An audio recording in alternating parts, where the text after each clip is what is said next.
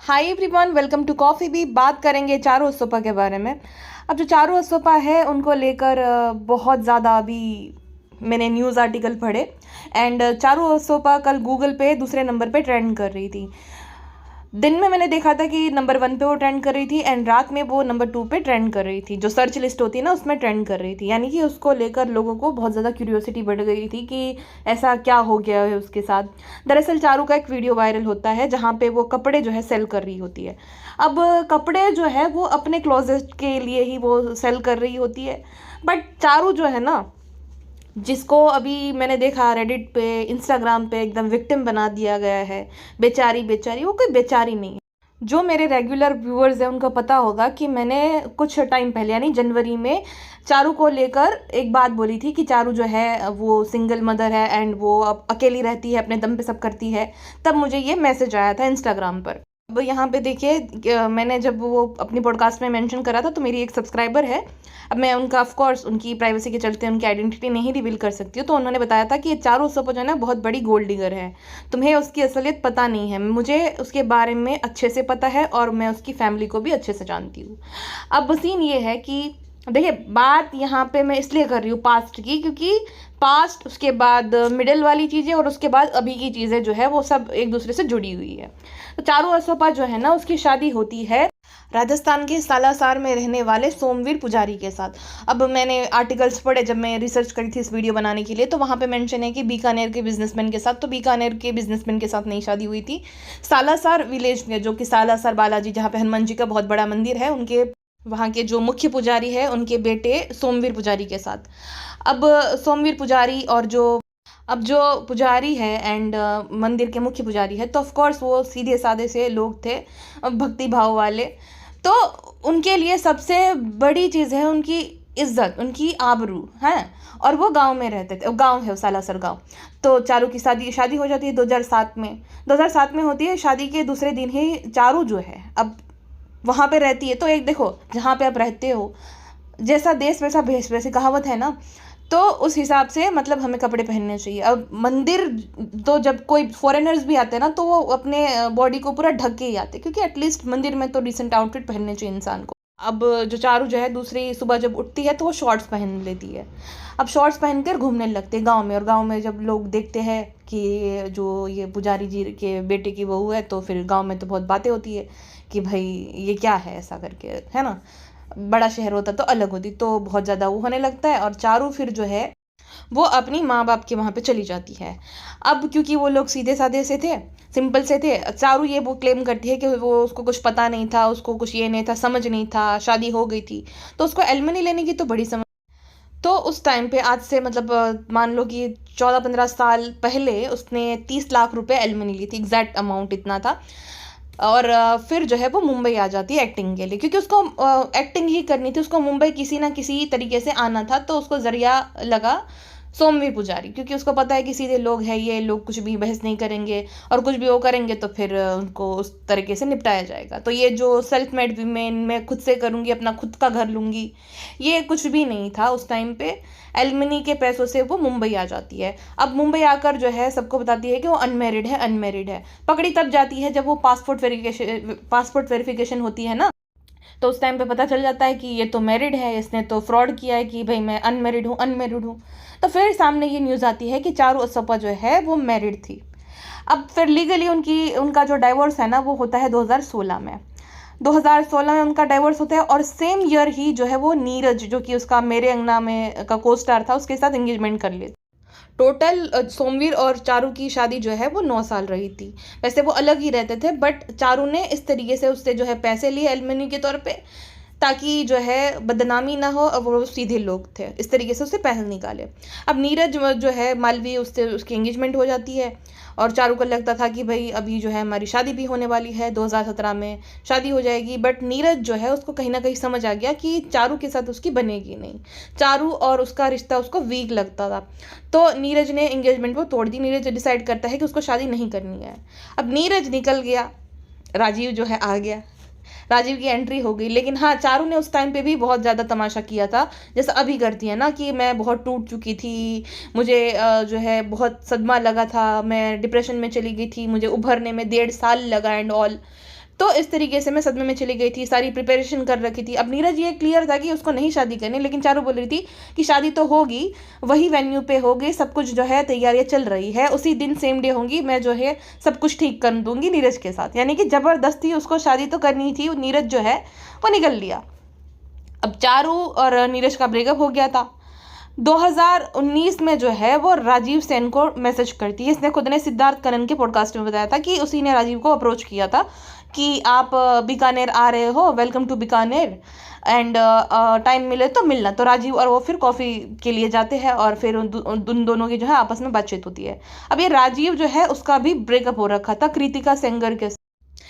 उसका रिलेशनशिप था कृतिका के साथ 7 या 8 साल का, वो लिव इन में रहते थे, एंड देन उसका ब्रेकअप हो गया था। उसके बाद उसने नुपुर सेनन को डेट करना शुरू किया था, जो कृति सेनन की बहन है उसको, एंड देन उसके साथ भी उसका कुछ जमा नहीं। तो फिर जो है उसकी उम्र भी हो रही, तो शायद से उसने सेटल होने का सोचा था। और चारू के साथ भी 2 बार ये हो गया था, एक बार शादी टूटी थी, एंगेजमेंट टूटी थी, तो उसने भी जो है क्विक डिसीजन ले लिया कि अब जो है सेटल होना है। तो दोनों एक दूसरे से मिलते हैं और 4 महीना खाली डेट करते हैं और डिसाइड कर लेते हैं कि हम शादी करेंगे। अब दोनों ही जो है सेटल होने की वजह से ये शादी करते हैं, क्योंकि जितनी जल्दी इनकी शादी हुई उससे कहीं ज़्यादा जल्दी इनका सेपरेशन हो गया था। अब चारू के अकॉर्डिंग जो है शादी में दिक्कत पहले दिन से ही आने लगी थी। जब वो और राजीव जो है ओबरॉय मॉल में जाते हैं, तब कोई चारू के दोस्त जो है वहाँ पे कोई प्रोड्यूसर होते हैं, वो तारीफ़ करते हैं कि ये बहुत अच्छी लड़की है। तो राजीव को खास पसंद आती नहीं है ये बात कि भाई कैसे इसकी तारीफ़ कर दी। अब जो चारू है ये छोटी छोटी बातों को बहुत पॉइंट आउट करती है कि राजीव ऐसे, राजीव जिम की ही बातें करती है, मतलब इसके अकॉर्डिंग सिर्फ इसकी तारीफ़ें करे और इसकी तारीफ़ें सुनता है राजीव। तो राजीव जिम की बात करते हैं, राजीव जिम में चले जाते हैं, राजीव ऐसे थे, राजीव वैसे है। लेकिन बुराई करेगी उसके कुछ महीनों बाद ही जो है वापस से राजीव राजीव करेगी। पार्टी में जाएंगी, राजीव के साथ दुबई घूमने जाएगी, ऐसे फोटो शेयर करेगी जैसे कि भाई ये ताज़ा ताज़ा मतलब प्यार में पड़े हो दोनों। अब ये जो चारू है उसका और राजीव का शादी के 1 साल बाद ही सेपरेशन हो जाता है। 2021 में इनकी सेपरेशन की न्यूज़ आने लगती है, लेकिन फिर जो है कभी वो खारिज कर देते हैं, कभी वो साथ में आ जाते हैं, कभी अलग अलग, कभी स्टोरीज जो है वो शेयर करना, कभी एक दूसरे को अनफॉलो कर देना, ब्लॉक कर देना, निब्बा निब्बीगिरी करना। तो इन दोनों के बीच में शुरू से ही कंपेटेबिलिटी इश्यूज थे। ये दोनों के बीच में बहुत दिक्कतें थी। जैसे कि सारू ने बोला था ना कि वे शादी के पहले ही दिन से मुझे समझ आ गया था। तो जब तुम्हें पता है कि इतनी दिक्कतें हैं, तुम दोनों के बीच में कंपेटिबिलिटी इश्यूज है, तुम्हारा पति तुम्हें टाइम नहीं देता है, सिर्फ अपनी ही बातें करता है, सेल्फ ऑब्सेस्ड है, तो एक नन्ही सी जान दुनिया में लाने क्यों? हाँ, ये दोनों ही इमेच्योर थे, ना इनकी आपस में बनती थी, ना इनमें कोई कंपेटिबिलिटी थी। तो एक बच्ची को क्यों लाना जब पता ही है कि भाई कुछ भी आगे हो सकता है। 2022 में जो है जियाना का जन्म होता है और 2023 में जो है दोनों डाइवोर्स अनाउंस कर देते हैं। अब डाइवोर्स अनाउंस कर देते हैं, उसके बाद भी आपको याद ही होगा कि वो पेपर साइन करने जा रहे होते हैं लेकिन नहीं करते हैं। फिर चारू स्टोरी शेयर करती है कि ये तो चमत्कार ही है, शादी ऐसी होती, शादी तोड़ना आसान नहीं होता एंड ऑल। तो वापस से दोनों का जो है पैचअप हो जाता है। अब चारू जो है ये सब तो छोड़िए, चारू की कभी अपनी माँ के साथ भी नहीं बनती थी। जब वो प्रेग्नेंट थी तब राजीव से झगड़ा करके वो बीकानेर चली गई थी। बीकानेर चली गई थी तो उसकी मॉम ने समझाया होगा उसको कुछ तो कि भाई बेटा ऐसा नहीं होता है, मतलब रूठ के नहीं आया करता एंड ऑल। तो चारू ने जो है अपनी माँ से भी रिश्ते तोड़ दिए। 6 महीने तक कोई बात नहीं करी थी अपनी माँ के साथ, अपनी बहन के साथ या किसी के साथ। सबको उसने जो है ब्लॉक कर दिया था। वो सारे लोग जो है राजीव के फेवर में बात करते थे। अब तो इनका हम साथ साथ है वाला फैमिली हो गया है, लेकिन मुझे अच्छे से याद है कि वो सब राजीव की साइड ले रहे थे कि राजीव गलत नहीं है, हमारी बेटी जो है उसको छोटी छोटी बातों को लेकर कंकास करने की बहुत बुरी आदत है। दूसरा ये कि ये जो चारू है अभी सडनली ऐसा दिखाती है कि बेटी के लिए डिसीजन ले रही, बेटी के लिए ये कर रही है। जब बेटी कुछ ही महीनों की थी, एकदम छोटी सी थी, 6 या 8 महीने की, तब ये जो है बेटी को नैनीस के भरोसे छोड़कर जो है पार्टीज करती थी, दिल्ली शादी में जाती थी। नैनीस के भरोसे छोड़ देना, बच्ची को जो है चॉकलेट, मीठा, मोबाइल, ये सब चीज़ों की आदत लगा रखी है और वो रात भर नहीं सोती है, उसको नींद नहीं आती है। उसकी वजह से जो है जो नैनीस भी रखी है ना वो परेशान हो जाती है क्योंकि वो रात में नहीं, कम सोती है एकदम। अब इतनी छोटी बच्ची को अगर कोई मोबाइल की आदत लगा देता है, और उस बच्ची के डार्क सर्कल भी आ गए क्योंकि वो मोबाइल देखती रहती है और अनहेल्दी खाती रहती है, चॉकलेट्स एंड ऑल, जो कि बच्चों को नहीं खाना चाहिए ज़्यादा। तो नैनीज भी टिकती नहीं है ज़्यादा। आप देखना उसके ब्लॉग में कि ज़्यादातर नैनीज जो है चेंज होती रहती है उसके वहाँ पे, क्योंकि उस तरीके का शेड्यूल ही है। और चारू कभी भी जाती है कहीं पे भी तो नैनी के भरोसे ही वो बच्ची होती है। अब चारू को पहले से ही जो है विक्टिम कार्ड प्ले करना बहुत अच्छे से आता है। उसकी एक ना हाउस हेल्प थी रेणु करके, रेणु रावत शायद से। तो रेणु रावत जो है उसको वो काम से निकाल देती है क्योंकि उसका ना फीवर आया होता है। वो बेचारी कहती है कि मैं छुट्टी ले लेती हूँ, तो फिर वो 2 दिन के लिए अपने घर जाती है छुट्टी लेकर। अब चारू जो है उसको काम से निकाल देती है, उसके 2 महीने का पगार भी नहीं देती है और ऑडियंस को झूठ बोलती है कि रेणु दीदी जो है उनकी तबीयत खराब थी तो घर चली गई, अब जो है मैं नई काम वाली ढूंढूंगी। मतलब किसी की तबीयत खराब है तो आप काम से ही निकाल दोगे? तो यहाँ पे भी ये पकड़ी जाती है कि ये बहुत झूठ बोलती है और इसको ना रोना अच्छे से आता है, रोना अच्छे से आता है। और इसकी शक्ल थोड़ी भोले भाले लोग वाली शक्ल रहती है ना, वैसी इसकी है। तो इस पे ना सूट करता है बहुत ज़्यादा, कुछ भी हो ये टसुए गिराने लगती है, इसलिए लोगों को लगे कि भाई हाँ ये तो बेचारी बहुत बड़ी विक्टिम है। अब ना ये कहती है सिड कनन के इंटरव्यू में, जो पॉडकास्ट था उसमें, कि उसने राजीव से शादी जो है ना सुष्मिता के नाम के लिए नहीं की थी। लेकिन यहाँ पे गौर करने वाली बात ये है कि जिस सुष्मिता के नाम के लिए शादी अगर नहीं की थी तो गांव में रिश्ते अब जहाँ पे ये रहते थे, जहाँ से ये बिलोंग करते थे, वहाँ पे रिश्तेदारों को, पड़ोसियों को, हर किसी के बीच में बड़ाई हाँकने की क्या ज़रूरत थी कि जो है बहुत बड़े घर में शादी हुई है, सुष्मिता सेन का भाई है। अगर नाम के लिए शादी नहीं हुई तो इतनी बड़ाई हाँकनी क्यों? इसी चीज़ को लेकर अपने रिलेटिव्स और नेबर्स को नीचे दिखाती थी कि हमारी बेटी का तो बहुत बड़े घर में शादी हुई है। और चारू भी करती थी, सब्जी वालों से एवोकाडो की डिमांड करती थी कि एवोकाडो है क्या? अब सब्जी वाले के पास एवोकाडो होगा गांव में, वो भी। तो इस तरीके की इसकी बातें होती थी, बहुत बड़ी बड़ी शेखी झाड़ती थी चारू भी। और ये झूठ बोलना कि नहीं नहीं मैंने 1 रुपया भी मैं नहीं मांगती हूँ, मैंने कभी नाम नहीं यूज़ किया एंड ऑल, तो ये तो गलत बात है ना। खैर, अब ये चारू जो है ना वहाँ पे कृतिका को भी बीच में लाती सिड के ही पॉडकास्ट में कि राजीव तो 7 साल तक लिव इन में था तो वो कुछ नहीं है क्या? मेरी शादी जो है, क्योंकि मैं शादीशुदा थी तो आज भी जो है समाज शादीशुदा औरतों को ऐसे देखता है, लेकिन कोई लिव इन में रहे तो वो चल जाता है। बात वहाँ पे लिव इन की या वो नहीं है, वो क्लियर था तुम्हारे साथ पहले से ही कि भाई मेरा ऐसा सा था, तो तुम्हें भी क्लियर कर देना चाहिए। शायद से नीरज के साथ भी क्लियर नहीं किया, जब नीरज को आभास हुआ उसने भी छोड़ दिया कि भाई इतना खोखला रिश्ता है जहाँ पे झूठ से शुरू हो रहा है। और इतनी घाई रहती है ना हर रिलेशन में, क्योंकि मिले नहीं तुरंत एंगेजमेंट, मिले नहीं तुरंत शादी करनी है। ऐसा क्यों भाई? मतलब पहले इंसान को तुम अंधेरे में रखते हो, देन ये एक्सपेक्ट करते हो कि भाई ऐसा होता है तो हमारे साथ ऐसा क्यों नहीं होता? ये तो गलत बात हुई ना। राजीव ने बताया था कि उसको कोई आइडिया नहीं था कि चारू की पहली शादी हुई। अब पहली शादी होना या दूसरी शादी होना वो कोई गलत बात नहीं है, लेकिन जो आपका लाइफ पार्टनर है उससे इतनी बड़ी बात छुपाना ये गलत बात है। अब राजीव कोई दूध का धुला नहीं है, मैं ये नहीं बोली कि वो दूध का धुला है, वो हमेशा अनअवेलेबल रहा। और मुझे सबसे ज़्यादा बुरा लगता है जियाना के लिए। जियाना की बर्थ डेट शायद मैंने गलत बोली है, 2021 में जियाना का जन्म होता है, मैंने 22 बोल दिया शायद से। अब ये दोनों को पता था कि इनकी बनती नहीं है, इनका कोई भी जो है तालमेल नहीं है, आपस में मेल ही नहीं बैठ रहा है। तो एक मासूम बच्ची को लाना ये सोचकर कि भाई बच्चा आ जाएगा सब ठीक हो जाएगा। मैं हमेशा कहती हूँ कि भाई जिसकी नहीं बनती, बच्चा आने से क्या ठीक होगा? बच्चा आने से के बाद जो है ना आप ज़बरदस्ती का बंध जाओगे एक रिश्ते में, ज़बरदस्ती के रिश्ते में, जहाँ पे फिर सिर्फ आपको निभाना है। बचाने से कुछ ठीक नहीं होता है, उल्टा आप उस बच्चे के साथ बहुत अन्याय करते हो। अगर रिश्ता बच्चा आने के बाद भी नहीं सुलझा तो उस बच्चे के लिए तो ज़िंदगी भर का हो गया ना। माँ बाप या तो झगड़ते रहेंगे या तो माँ बाप डाइवोर्स ले लेंगे, तो कभी इकट्ठा वो जो है माँ बाप का प्यार मिलना चाहिए वो कभी मिलेगा नहीं। तो उस बच्चे के साथ बहुत ज़्यादा अन्याय हो गया ना ये तो, कि आप अपने स्वार्थ के लिए आए कि चलो हमारा रिश्ता सुधर जाएगा। उस बच्चे के बारे में तो सोचा ही नहीं कि उसका क्या होगा अगर नहीं रिश्ता सुधरा तो। अब जो इसकी नौटंकियाँ है कि बेचारी अबला, कोई ये बेचारी अबला नहीं। पहली बात तो ये जो पैसों की आई है कि 1 लाख रुपए नहीं है उसके पास भाई मुंबई में देने के लिए, इतना बहुत खर्चा होता है, 1-1.5 लाख रुपए जाता है, तो वो उसके पास नहीं है। अगर आप गौर करोगे तो इसके व्यूज़ अच्छे खासे आते हैं। अगर इसके व्यूज़ खाली 50,000 भी आ रहे हैं तो ये आराम से 2.5 लाख तक तो यूट्यूब से अर्न कर रही है, और ये पेड प्रमोशन भी करती है। तो वो 3-3.5 लाख तो ये यूट्यूब से कमा रही है। प्लस इसका इंस्टा पेज है, वहाँ पे 1.2 मिलियन समथिंग इसके फॉलोवर्स है।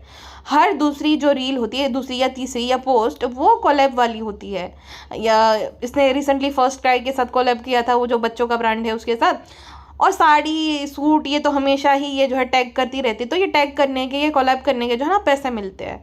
तो हर तीसरी पोस्ट जब तुम्हारी कोलैब पोस्ट है तो वहाँ से भी पैसे अच्छे खासे आ रहे हैं। तो पैसे कैसे नहीं है? और ये जो मेकअप ना करके एकदम सादा सा पाउडर सा एकदम लोअर मिडिल क्लास वाला जो सूट पहनना है, ये सिंपैथी लेने के लिए। और एक इसके पीछे ना एक स्ट्रेटेजी है अपने बिजनेस को प्रमोट करने। इसको अच्छे से पता है कि वैसे तो देखो भाई इतने महंगे या तो जो भी है, इतना लोगों को के ध्यान में वो नहीं आएगी। अब जो है वो ट्रेंड कर रही है, अब लोग उसकी पेज चेक करेंगे वो वीडियो देखने के लिए कि कहाँ है आखिर वो वीडियो। तो वो वीडियो उसके मेन इंस्टा पेज पे नहीं है, जो इसकी ब्रांड है ना उसके पेज पे है, तो वहाँ जाएंगे, विजिट करेंगे, अरे बेचारी के पास पैसे नहीं है, चलो खरीद ही लेते, शॉपिंग कर लेते इससे। अब 2-2 ढाई-ढाई हज़ार के सूट या जो भी साड़ी वगैरह है वो खरीद लेंगे लोग इमोशनल होकर, तो इसका फ़ायदा हो गया, इसका बिजनेस ग्रो करेगा ऐसे ही कर करके। बच्ची को पढ़ाना है, मुझे खुद के दम पे करना है, मैं खुद के दम पे घर लूँगी, ये सिर्फ और सिर्फ अपने आप को बेचारा दिखाने के लिए। राजीव ने जो होम टूर दिखाया है उसमें उसने जियाना के रूम को दिखाया कि ये जियाना का रूम होगा, ये होगा, और राजीव को ये मिलने तक नहीं देती जियाना के साथ। राजीव ने जियाना के जन्मदिन पे एक पोस्ट शेयर करी थी कि मैं तुमसे पिछले कई महीनों से मिलना चाहता हूँ, लेकिन मुझे ग्रीन सिग्नल नहीं मिलता है, यानी कि चारू उसको मिलने नहीं देती है जियाना के साथ। देन जो है ये पोस्ट के बाद वो फिर वापस से एक दूसरे से मिलने लगे, दुबई गए, एंड वापस से जो है ऐसा लगा कि भाई ये तो इनका वापस से पता नहीं क्या हो, इस प्यार को, इस रिश्ते को हम क्या नाम दें। तो जब एक सिंगल चाइल्ड है, राजीव की सिंगल चाइल्ड है जियाना, ठीक है ना, तो राजीव की जो भी संपत्ति है उसमें इक्वली राइट बनेगा जियाना का, राजीव के बाद तो। और राजीव जो है उसकी भी जिम्मेदारी बनती है जियाना, क्योंकि वो उसकी भी बेटी है। तो ऐसा तो नहीं है कि वो नहीं करेगा कुछ भी, हाँ वो मैन चाइल्ड होगा, ईगोइस्टिक होगा, बट ऐसा तो नहीं है बिल्कुल भी कि भाई वो अपनी बच्ची का खर्चा या अपनी बच्ची की जिम्मेदारी नहीं उठाएगा, ऐसा तो बिल्कुल भी नहीं। सोचो, जिस घर में 2 अनाथ बच्चियों को इतना अपनापन दिया है, वो क्या खुद के जो बच्ची है, यानी कि अपने भाई की बच्ची है, या खुद राजीव भी जो है अपनी बच्ची का नहीं वो खर्चा चला सकते हैं? सोचने वाली बात है। तो मैं ये नहीं कह रही हूँ कि राजू बहुत दूध का धोला, ये इमोशनली अनअवेलेबल होगा, ये मैन चाइल्ड होगा, जो भी होगा, बट उस मामले में ऐसा नहीं है कि भाई वो ही गलत है। ये चारू की हमेशा से आदत है विक्टिम कार्ड प्ले करना, बेचारी बनना, रोना धोना करना, मेरे साथ ये हुआ, मेरे साथ वो हुआ, और है एकदम स्पाइनलेस। सिड को वो इंटरव्यू दे दिया, फिर जो है राजीव के साथ ऐसी इंटीमेट से फोटोज शेयर करना, ट्रिप पर जाना, कौन करता है? अगर तुम्हारे साथ किसी ने गलत किया तो तुम्हारे अंदर इतनी डिग्निटी होनी चाहिए कि तुम फिर जो है ये सब ना करो। तो कि क्यों भाई, क्यों ऐसा इतना हो जाता है? इतना बुरा इंसान है तो तुम क्यों इतना क्लोज आ रहे हो? रिश्ता फिर वही वाला होना चाहिए ना कि को पेरेंटिंग वाला। ये क्लोजनेस, ऐसे ऐसे इंटीमेट से फोटो शेयर करना, इसका क्या तर्क बनता है? बुरे आदमी के साथ इतनी क्लोजनेस क्यों रखनी है ना? तो चारू एकदम स्पाइनलेस है। अब इसका मन करेगा, अभी देखो राजीव के साथ झगड़ा करिए, अब जब इसका मन करेगा तब राजीव के साथ मिलेगी, ऐसे वापस से फोटो शेयर करना शुरू करेगी। तो इसका कोई वो नहीं है ढंग धड़ा कि भाई अभी ऐसा है तो अभी हमेशा ऐसे ही रहेगी। अभी डिसीजन ले लिया कि भाई मैं नहीं करना चाहती, मैं शोज़ नहीं करूँगी, मैं डेली सॉप नहीं करना चाहती, लेकिन वेब सीरीज़ होगी तो मैं अपनी बेटी को जो है मम्मी और अपनी बहन के भरोसे छोड़कर आ सकती हूँ। इनडायरेक्टली ये बोलना चाहती है कि जियाना की जिम्मेदारी से जो है सेन परिवार ने हाथ खड़े कर लिए हैं। राजीव ने जब बोला कि भाई ये तो ड्रामा क्वीन है, इसका नया कोई ड्रामा है, ऐसा कुछ भी नहीं है, ये नए नए ड्रामे करती रहती है, और जो कि सच बात है, ये ड्रामा ही करती रहती है। कुछ ना कुछ, मेरे खर्चे कौन चलाता है, मेरे बिल्स कौन पे करता है, मेरा ये कौन करता है। तो तुम्हें जब फेमिनिस्ट बनने का शौक है तो कोई क्या कर सकता है? कुल मिलाकर मुझे जो समझ आ रहा है वो ये है कि उसको ना अपनी ब्रांड को प्रमोट करना है, और बिना पैसा खर्च किए वो तो अच्छे से हो गई, क्योंकि वीडियो तो उसने वहीं पे पोस्ट करा है, कपड़े बेचने वाला, लोअर मिडिल क्लास दिख रही है, ना मेकअप ना कुछ, वैसे हर पोस्ट में एकदम मेकअप सजी सवरी, लेकिन वहाँ पे बेचारी अबला दिखने ना, अबला दिखना है तो भाई अबला औरतें तो एकदम जो है सादे से कपड़े पहनती है, गरीब होती है वही तो अबला होती है इनके हिसाब से। फिर जो है पता चल गया, दिखा देगी, फिर जो है ब्लॉग डाल देगी कि ऐसा कुछ भी नहीं है, वैसा कुछ भी नहीं है, लेकिन लोगों ने तो अपना ओपिनियन बना लिया कि नहीं नहीं इसके साथ तो बहुत बुरा हुआ है। तो टिपिकल क्राई बेबी है और अटेंशन सीकर है, और ये एक निंजा टेक्निक है फ्री का पीआर करवाने की अपनी ब्रांड का, जो कि हो गया। लेकिन ये तरीके हमेशा ही गलत रहते हैं इसके अटेंशन सीकिंग के, एकदम गलत रहते हैं। कभी जो है डाइवोर्स नहीं ले रहे हैं, कभी बच्ची को लेकर, हाँ बच्ची से मुझे याद आया, बच्ची को डेंगू था जब वो कुछ महीनों की थी, मतलब साल भर की भी नहीं थी, उस टाइम पे उसको डेंगू हुआ था। तो ये जो है उसको ड्रिप चढ़ रही थी, और ये अपना ब्लॉग बना रही थी कि जियाना के साथ ये हुआ है, जियाना के साथ वो हुआ है। फिर जो है राजीव की कंप्लेन कर रही थी कि सिड के जो है पॉडकास्ट में कि राजीव आए, राजीव ने बिल्स पे किए, एंड फिर बोलने लगे कि दिस इज़ डिसरिस्पेक्टफुल, तुम्हारी फैमिली वाले ने मुझे चाय पानी तक नहीं पूछा। तो मुझे बहुत बुरा लगा कि राजीव कैसे पिता है, अब खुद कैसी माँ है कि वो व्लॉगिंग कर रही है उस टाइम पे अपनी बच्ची को उस हालत में छोड़कर। तो वैसे वाला है, इन दोनों का ऐसा है कि मैं सही तो वो कहता है कि नहीं मैं सही, बट दोनों के दोनों ही चाइल्डिश है। कहाँ सुष्मिता सेन एक क्लासी लेडी, और कहाँ ये राजीव जो ऐसी हरकतें करता रहता है अपने बीवी के साथ में, एक्स वाइफ के साथ मिलकर ऐसे कुत्ते बिल्ली की तरह लड़ते रहना, ये क्या है भाई? बिल्कुल भी अच्छा नहीं लगता ऐसी जो है अटेंशन सीकिंग के जो निंजा टेक्निक है इन दोनों की वो। खैर, आपका क्या मानना है ये पूरे मामले को लेकर मुझे कमेंट सेक्शन में बताइएगा। अभी के लिए बस इतना ही, मिलते हैं नेक्स्ट पॉडकास्ट में। अपना ध्यान रखिए, बाय बाय।